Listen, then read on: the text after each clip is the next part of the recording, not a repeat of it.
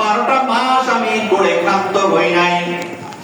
ও দুনিয়ার মানুষরা তোমরা জেনে রাখো, মনে রাখো, 12টা মাসের মধ্যে আমি আল্লাহ রাব্বুল আলামিন 4টা মাসকে সম্মানিত বেশি করেছি। জোরে বলেন সুবহানাল্লাহ। কয়টা মাসকে বেশি সম্মানিত করছি? 4টা মাসকে। আমি আল্লাহ রাব্বুল আলামিন 4টা মাসকে সম্মানিত বেশি করেছি। 4টা মাসে আমি যুদ্ধ বিগ্রহ বন্ধ করেছি। দুনিয়ার মধ্যে 4টা মাসে যুদ্ধ বিগ্রহ হয় না, যার মধ্যে সালাসাতু আশহুর, যার মধ্যে 3টা মাস হচ্ছে মুতাওয়ালিয়া, ধারাবাহিক। এক নম্বর হলো যুলকাদা, এরপরে হলো যুলহিজ্জা, তারপরে তৃতীয় নম্বর মাস হলো এই মুহররম। জোরে একবার বলবেন সুবহানাল্লাহ। সময় বেশি নেব না, আমি পর্দাদের আগে নিয়ে আসছি তো একটু এজন্য একটু আপসেট, কেউ পাশে দিয়ে আসছে। আমার আরবি মাসের 12টা মাসের শেষ 2টা মাস হলো যুলকাদা আর যুলহিজ্জা। আরবি 12 মাসের শেষ 2 মাসের নাম কি? যুলকাদা আর যুলহিজ্জা। বলেন যুলকাদা আর কি? বলেন বলেন বলেন যুলকাদা আর যুলহিজ্জা। আসলে আমরা সবাই জানি আরবি 12 মাসের শেষ 2 মাসের নাম হলো যুলকাদা যুলহিজ্জা। আরবিতে হা জবর দিয়েও পড়া যায়, জেড দিয়েও পড়া যায়, যুলহিজ্জাও পড়া যাবে। কেউ যুলহিজ্জা পড়ে, কেউ হিজ্জা পড়ে।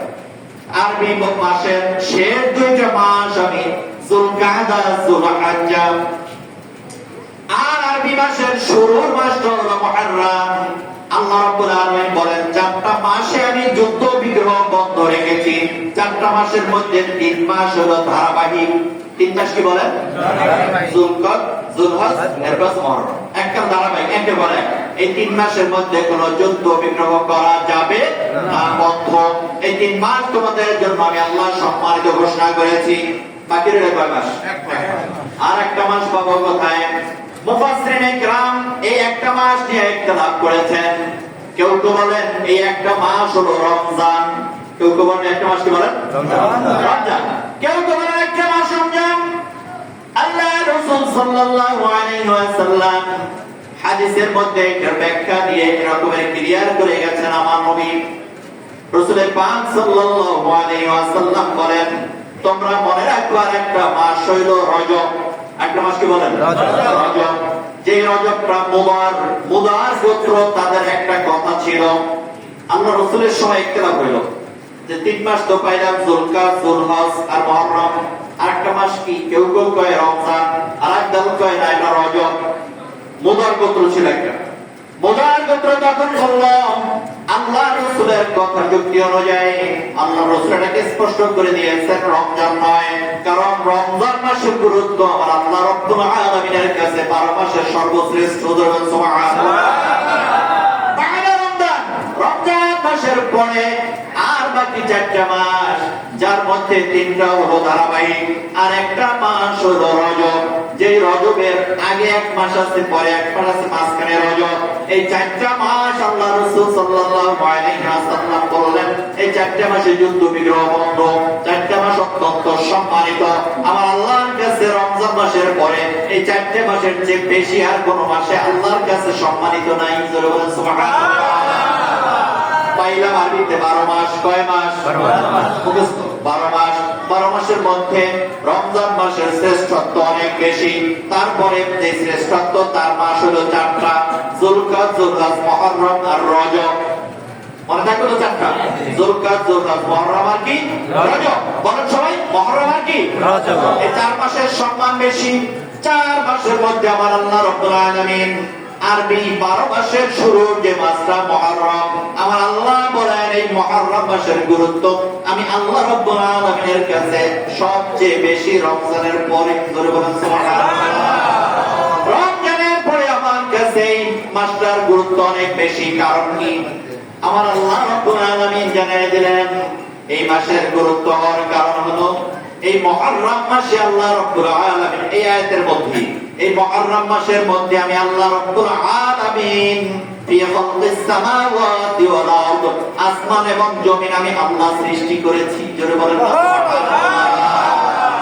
মাস নির্ধারণ করে, আরবি মাস নির্ধারণ করেছি আমি, আরবি 12টা মাস নির্ধারণ করেছি মুহররম মাসে, আরবি বছর নির্ধারণ করেছি তাও করেছি মুহররম মাসে।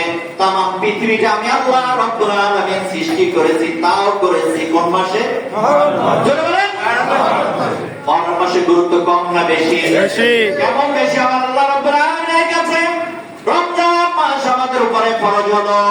রমজান মাস ফরজ হওয়ার আগ পর্যন্ত আমার আল্লাহ রাব্বুল আলামিন আখিরি জামানার পয়গম্বরের উম্মতদের জন্য একটা রোজা ফরজ রেখেছিলেন।